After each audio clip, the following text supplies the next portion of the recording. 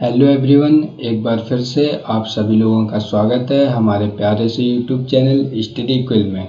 जैसा कि आप सभी को पता ही है कि फ़िलहाल हम लोग डेयरी टेक्नोलॉजी से रिलेटेड एमसीक्यू सीरीज़ रन कर रहे हैं, जिसमें मैंने ये प्रॉमिस किया है कि हम डेयरी टेक्नोलॉजी से रिलेटेड जितने भी सब्जेक्ट हैं सभी में 300 से 350 क्वेश्चन की प्रैक्टिस करेंगे। और हमारा डे 5 तक कंप्लीट हो चुका है। हम आ चुके हैं आज डे 6 में। डे 5 तक में हमने 20-20 करके अपने 100 क्वेश्चंस को कंप्लीट कर लिया है और बहुत ही बेहतरीन तरीके से आप लोगों ने उसमें साथ निभाया। और फिलहाल मैंने बात करी थी कि मैं 1 बाय 1 करके सब्जेक्ट उठाऊंगा, तो मार्केट मिल्क का सब्जेक्ट जैसा कि हमने उठाया था और मार्केट मिल्क के 100 क्वेश्चंस हम कंप्लीट कर चुके हैं। इसके बाद मैंने कहा था मैं कोई अगला सब्जेक्ट लेकर के आऊँगा, तो आज डे 6 से हम ट्रेडिशनल इंडियन डेयरी प्रोडक्ट का सब्जेक्ट उठा रहे हैं और इसके 20 क्वेश्चंस हम लेकर के आए हैं। ट्रेडिशनल इंडियन डेयरी प्रोडक्ट्स के जैसे ही 100 क्वेश्चन हो जाएंगे वैसे ही हम फिर नेक्स्ट सब्जेक्ट में शिफ्ट करेंगे और कोई अगला सब्जेक्ट डेयरी टेक्नोलॉजी से रिलेटेड उठाएंगे। फिर जैसे ही हमारे सारे सब्जेक्ट कवर अप हो जाएंगे और हर एक सब्जेक्ट के 100 क्वेश्चन हो जाएंगे जो भी हमारे डेयरी टेक्नोलॉजी से रिलेटेड सब्जेक्ट हैं, तो हम वापस से शिफ्ट करेंगे किसकी तरफ, मार्केट मिल्क की तरफ। और ऐसे करके हम सारे सब्जेक्ट के 250, 300, 350 जितने भी क्वेश्चन हमारी तरफ से बन पाएंगे उसको मैं अपने चैनल पर लेकर के आऊँगा और उम्मीद करूँगा कि हर एक टॉपिक, हर एक लाइन से क्वेश्चन की प्रैक्टिस हो जाए, जिससे आपका जो भी एग्ज़ाम हो, जेआरएफ हो, एसआरएफ हो या कोई पीजी का एंट्रेंस एग्ज़ाम हो या आईसीआरपीजी जैसे एग्ज़ाम्स हैं, तो किसी भी एग्ज़ाम में आपको कोई भी दिक्कत ना हो। जितने भी डेयरी टेक्नोलॉजी से रिलेटेड क्वेश्चन हो वो आप आसानी से कर पाए। तो आइए स्टार्ट करते हैं आज अपने डे 6 का प्रैक्टिस और चलते हैं अपने क्वेश्चन नंबर 1 की तरफ बिना किसी समय की बर्बादी के। तो देखते हैं हमारा क्वेश्चन नंबर 1 क्या कह रहा है। आइए स्टार्ट करते हैं। क्वेश्चन नंबर 1 हमारा बोल रहा है the product which are known in this country for past so many year are termed as। तो ऑप्शन है हमारे पास traditional Indian dairy product, fat rich dairy product, fermented product या फिर नन ऑफ दिस। जैसा कि हमें पता है कि जो पास्ट सो मैनी ईयर में हमारे प्रोडक्ट यूज़ कर रहे हैं वो कंट्री में किस नाम से जाने जाते हैं, तो सभी को पता है किस नाम से जाने जाते हैं, ट्रेडिशनल इंडियन डेयरी प्रोडक्ट्स के नाम से। अगर वो इंडिया की कंट्री में है तो हम नाम जोड़ देते हैं क्या, ट्रेडिशनल इंडियन डेयरी प्रोडक्ट। लेकिन अब यहाँ पे सिर्फ कंट्री बोल रहा है तो इस वजह से ऑप्शन भी क्या है, ट्रेडिशनल डेयरी प्रोडक्ट। तो हमारा करेक्ट आंसर हो जाएगा ऑप्शन नंबर ए। चलते हैं क्वेश्चन नंबर 2 की तरफ। In olden days the surplus milk was converted into. पुराने दिनों में जो हमारे पास सरप्लस मिल्क था उसको हम किस में कन्वर्ट करते थे, चीज़ में, घी में, खीर में या फिर नन ऑफ दीज। तो इसका करेक्ट आंसर है हमारे पास ऑप्शन नंबर बी। अगर आपको ये लग रहा है कि मैं आंसर जल्दी बता रहा हूँ तो आप वीडियो को पॉज करें, जैसे ही आपकी स्क्रीन पर क्वेश्चन आए उसके बाद थिंक करके अपना आंसर मार्क करें और मैच करें। तो हमारे पास सेकंड क्वेश्चन का आंसर हो गया option number B. Next move to question number 3। The percentage of milk converted into western type of product in organise sector. पूछ रहे हैं कितने परसेंट मिल्क हम कन्वर्ट कर देते हैं किसमें, वेस्टर्न टाइप ऑफ प्रोडक्ट में ऑर्गेनाइज सेक्टर में। ऑप्शन है हमारे पास 5 to 6%, 10 to 15%, 15 से 20%, 20 से 25%। तो इसका करेक्ट आंसर है हमारे पास ऑप्शन नंबर ए। जो भी हमारे पास ऑर्गेनाइज सेक्टर है उसमें 5 to 6% मिल्क हम वेस्टर्न टाइप ऑफ प्रोडक्ट में कन्वर्ट कर देते हैं। नेक्स्ट हम देखते हैं क्वेश्चन नंबर 4 क्या कह रहा है। The example of heat and acid coagulated milk product. Heat और एसिड कोगुलेटेड मिल्क प्रोडक्ट, जिसमें हमारे पास ऑप्शन है पनीर, रबड़ी, बासुंदी और नन ऑफ दीज। बहुत ही ज़्यादा आसान क्वेश्चन है, लेकिन कई बार ज़्यादातर लोग कंफ्यूज हो जाते हैं क्योंकि उन्हें यही नहीं पता होता हीट और एसिड कोगुलेटेड क्या होता है। तो यहाँ पे दोनों हमारा हीट और एसिड कोगुलेटेड पूछा गया है, जिसका करेक्ट आंसर है हमारे पास option number A, that is paneer. तो पनीर हमारा जो है वो हीट और एसिड कोगुलेटेड प्रोडक्ट है। कई बार इसी तरीके सिर्फ पूछ सकता है हीट कोगुलेटेड प्रोडक्ट या फिर ओनली पूछ सकता है एसिड कोगुलेटेड प्रोडक्ट। तो आपको इन चीज़ों में कंफ्यूज नहीं होना है। सिंपल से क्वेश्चन है जो हर बार ही पूछे जाते हैं और ज़्यादातर लोग गलत कर देते हैं, हालांकि बहुत ज़्यादा कठिन क्वेश्चन नहीं है। Next question number 5, the example of fermented milk product are. जो भी हमारा फर्मेंटेड मिल्क प्रोडक्ट है उसका एग्जाम्पल क्या है इनमें से, आइए देखते हैं। दही, मिष्टी दही, या फिर श्रीखंड, या फिर ऑल ऑफ दिस।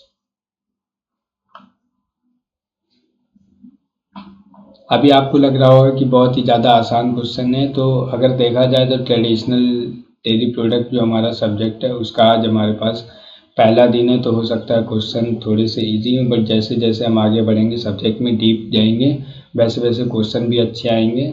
तो ऐसा नहीं कि आसान क्वेश्चन पूछे नहीं जाते, आसान भी क्वेश्चन पूछे जाते हैं। तो बहुत ज़्यादा ना इजी है ना डिफ़िकल्ट है मैं बोलूँगा। हाँ ये है कि अभी आपको डे 1 है तो थोड़ा सा आसान लगेगा। तो इसका करेक्ट आंसर है हमारे पास ऑप्शन नंबर डी, क्योंकि ये सारे के सारे ही हमारे पास दही, मिष्टी दही और श्रीखंड कैसे प्रोडक्ट हैं, फर्मेंटेड प्रोडक्ट है। तो क्वेश्चन नंबर 5 का हो जाएगा हमारे पास answer number D. Next question number 6 बोल रहा है the example of khoa based sweet. Khoa based sweet बतानी है जिसके पास हमारे ऑप्शंस हैं गुलाब जामुन, रसगुल्ला, कलाकंद, या फिर बोथ ए एंड सी। तो आपको पता ही होगा कि गुलाब जामुन भी हमारा कैसा है, खोआ बेस्ड स्वीट है, और कलाकंद भी कैसा है, खोआ बेस्ड है। बस रसगुल्ला हमारे पास खोआ बेस्ड नहीं है, तो यहाँ पे करेक्ट आंसर हो जाएगा क्या, ऑप्शन नंबर डी।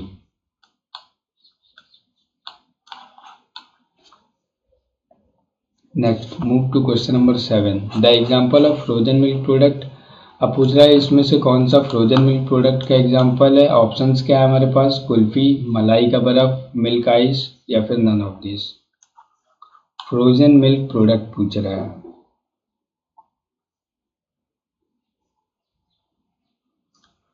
तो इसमें से हमारे पास करेक्ट आंसर क्या है, none of this, question number 7।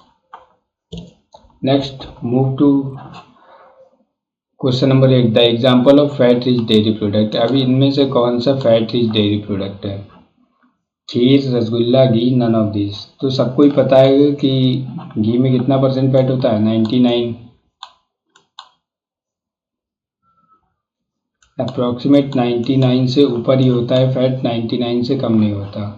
तो यहाँ पे करेक्ट आंसर हमारे पास क्या हो जाएगा, घी, ऑप्शन नंबर सी।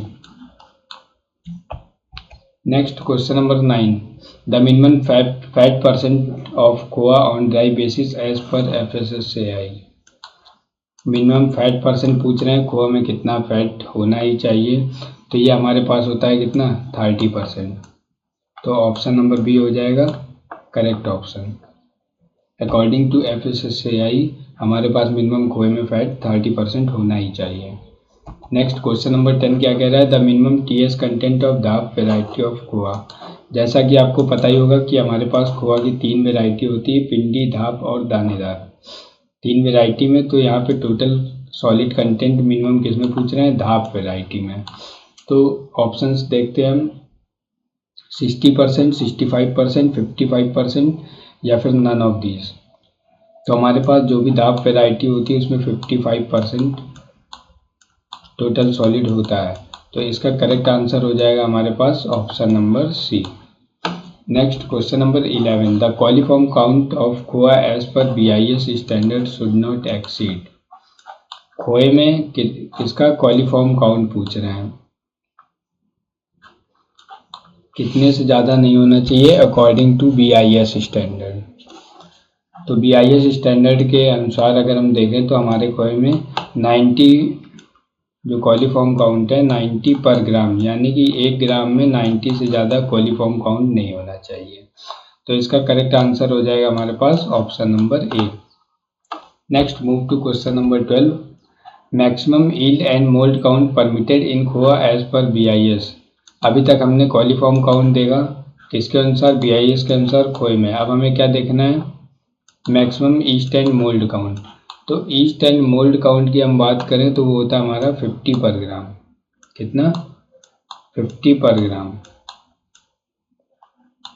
अभी हमने कॉलीफॉर्म काउंट देखा था जो कि 90 था, लेकिन अब हम क्या देख रहे हैं, maximum east and mould count. यहाँ पे गलत लिखा हुआ है, यहाँ पे होगा ईस्ट। ठीक है, तो कितना हो जाएगा 50 ग्राम। तो ऑप्शन नंबर ए हमारे पास जो भी है वो करेक्ट ऑप्शन है। नेक्स्ट क्वेश्चन नंबर 13 क्या बोल रहा है, the variety of khoa use for manufacturing of kalakand and milk cake. जैसा कि अभी मैंने बताया कि हमारे पास खोए की 3 वेराइटी, पिंडी, ढाप और दानेदार। यहाँ पे मैन्युफैक्चरिंग किसके लिए पूछ रहा है, कलाकंद और मिल्क केक। तो सभी को पता है कि कलाकंद और मिल्क केक किससे बनता है, दानेदार खोआ से। तो हमारे पास करेक्ट आंसर क्या हो जाएगा, ऑप्शन नंबर सी। सिंपल सा क्वेश्चन था। नेक्स्ट देखते हैं question number 14, the yield of khoa depends on the following factor. Yield of khoa किस पे डिपेंड करेगा, type of milk, quality of milk, moisture content of milk या फिर ऑल ऑफ दिस। तो ये सारी की सारी चीज़ें जो हमारे यील्ड पे, जो भी हमारा खोआ होगा उसकी यील्ड पे इफेक्ट कर डालेंगी। वो चाहे टाइप ऑफ मिल्क हो, क्वालिटी ऑफ मिल्क हो या मॉइस्चर कंटेंट जो भी हमारे खोआ में है। तो इसका करेक्ट आंसर हो जाएगा option number D, all of this. Option D for question number 14 is the right answer. Next move to question number 15, rancidity in khoa develops due to. जो भी हमारा खोआ है उसमें रेंसिडिटी किसकी वजह से आती है। तो आइए देखते हैं, fat hydrolysis by lipase, over eating, protein breakdown या फिर नन ऑफ दीज। तो जो भी हमारी रेंसिडिटी होती है वो खोए में फैट हाइड्रोलिसिस की होती है, जो कौन करता है, लाइपेज करता है। तो option number A correct answer हो जाएगा। अब देखते हैं क्वेश्चन नंबर 16 क्या कह रहा है, the oily and greasy appearance of buffalo milk khoa is due to. अब बफेलो मिल्क खोआ में ऑयली और ग्रीसी अपीयरेंस किसकी वजह से होता है, हाइयर फैट कंटेंट की वजह से, लोअर फैट कंटेंट की वजह से, manner of handling the product या फिर नन ऑफ दिस। तो आप देख रहे हैं ऑयली और ग्रीसी अपीयरेंस है, तो जाहिर सी बात है कि हाइयर फैट कंटेंट होगा तभी ऑयली और ग्रीसी अपीयरेंस होगी। तो 16 का हमारे पास करेक्ट आंसर हो जाएगा ऑप्शन नंबर ए। नेक्स्ट अगला क्वेश्चन हम देखते हैं, question number 17, the total solid content in Pindi variety of दाव। पिंडी वेराइटी ऑफ खोआ हमने अभी देखा था, पिछले 2-3 क्वेश्चन छोड़ दें तो दाप वेराइटी में हमने टोटल सॉलिड कंटेंट देखा था जो कि हमारा 55% था। अब हम देख रहे हैं कि इसमें पिंडी वेराइटी में हमारे पास कितना परसेंट क्या टोटल सॉलिड होगा। तो जो भी हमारी पिंडी वेराइटी उसमें हमारे पास ऑप्शंस दिए गए हैं 70%, 65%, 50% या फिर नन ऑफ दीज। तो मैं आपको बता दूं कि पिंडी में कितना होता है 65%। तो ऑप्शन बी इसका करेक्ट आंसर हो जाएगा 65%। नेक्स्ट क्वेश्चन नंबर 18 क्या कह रहे हैं, the factors affecting quality of khoa. अभी था कि कौन कौन से फैक्टर यील्ड पे इफेक्ट करते हैं, कौन कौन से फैक्टर क्वालिटी पे इफेक्ट करते हैं। ऑप्शन है chemical quality of khoa, method of preparation, packaging. तो ये सारी की सारी चीज़ें ही हमारी खोए की क्वालिटी को इफेक्ट करेंगी। तो इसका भी करेक्ट आंसर हमारे पास ऑल ऑफ दीज हो जाएगा। तो क्वेश्चन नंबर 18 के लिए हमारे पास करेक्ट आंसर है option number D, that is all of these. Next question number 19, the physico-chemical properties, the physicochemical quality of khoa is influenced by condition of dehydration which include। तो आइए देखते हैं dehydration which include options क्या है हमारे पास, temperature of dehydration, speed of stirring, extent of dehydration या फिर all of the above. Question बोल रहा है the physico-chemical quality of khoa. जो भी हमारे खोआ है उसकी जो फिजिको-केमिकल क्वालिटी होगी वो किसके द्वारा influence by condition of dehydration which include. तो कौन सी डिहाइड्रेशन की कंडीशन से इन्फ्लुएंस होगी। तो इसका करेक्ट आंसर हमारे पास हो जाएगा क्या, ऑल ऑफ दी अबव। क्यों, क्योंकि जो भी टेम्परेचर ऑफ डिहाइड्रेशन होगा, जो कि स्पीड होगी स्टिरिंग की या एक्सटेंट ऑफ डिहाइड्रेशन, ये सारी की सारी चीज़ें हमारी इन्फ्लुएंस करेंगी इसकी डिहाइड्रेशन की कंडीशन को। तो ये सारी चीज़ें हमारे पास इंक्लूड होगी। तो 19 का भी हमारे पास ऑप्शन नंबर डी जो होगा वो करेक्ट आंसर होगा, that is all of these या फिर all of the above. Next question number 20 क्या कह रहा है, the yield of dhap variety of khoa is more than pindi. अब बोल रहे हैं जो यील्ड होती है वो धाप वेराइटी खोए की पिंडी से ज़्यादा होती है। ऐसा क्यों होता है, लो मॉइस्चर कंटेंट जब हो तब, या फिर हाइयर मॉइस्चर कंटेंट, या हाई मिनरल कंटेंट, या फिर नन ऑफ दिस। तो यील्ड धाप वेराइटी की इस वजह से ज़्यादा होती है कि मॉइस्चर कंटेंट हाई होने की वजह से। ठीक है, मॉइस्चर कंटेंट हाई होगा तो हमारे पास यील्ड धाप वेराइटी की ज़्यादा होगी, इसलिए यील्ड इसकी ज़्यादा है। तो हमारे पास इसका करेक्ट आंसर क्या हो जाएगा, ऑप्शन नंबर बी, तो आज की सीरीज़ का क्वेश्चन नंबर 20 हमने कंप्लीट कर लिया है, जिसका करेक्ट आंसर मैंने बताया option number B, that is high moisture content. और 20 ये हमारा लास्ट क्वेश्चन होता है सीरीज़ की डे का। सीरीज़ की डे का मतलब बोलें डे 6 का, ऐसा नहीं कि सीरीज़ यहाँ पे एंड हो रही है, ठीक है। तो डे 6 का हमने एंड कर लिया है। आप बहुत ही बेहतरीन हमारा साथ निभा रहे हैं, सपोर्ट कर रहे हैं, ऐसे ही आगे भी सपोर्ट करते रहिए और हम आपके लिए बेहतरीन से बेहतरीन प्रीवियस ईयर क्वेश्चन लेकर के आएंगे, नए क्वेश्चन लेकर के आएंगे जो आपकी प्रैक्टिस में हेल्प करेंगे और आने वाले एग्ज़ाम में आपको कहीं ना कहीं देखने को मिलेंगे। वो डायरेक्ट यही सेम क्वेश्चन हो सकते हैं या इससे रिलेटेड क्वेश्चन हो सकते हैं। मैं उम्मीद करूंगा कि अगर मैं सीरीज़ के एंड कर दूं तो कोई भी क्वेश्चन आपका डेली टेक्नोलॉजी से रिलेटेड किसी भी फील्ड में ना छूटे। तो अगर आप चैनल पर नए हों और पहला वीडियो देख रहे हो स्टडी क्विल चैनल का, तो ज़रूर से ज़रूर सब्सक्राइब करें और नोटिफिकेशन जो आइकन है उसको प्रेस करके ऑल पे कर दें, जिससे हमारे चैनल की नोटिफिकेशन आपको जल्द से जल्द मिल जाए। अगर वीडियो अच्छा लगा हो तो लाइक करिए और आप हमारा सपोर्ट करिए, हम आपका सपोर्ट करेंगे। हमसे जुड़ने के लिए बहुत बहुत धन्यवाद। Thank you so much. मिलेंगे एक बार फिर से डे 7 में आपके साथ नए 20 क्वेश्चंस के साथ में मिलते हैं।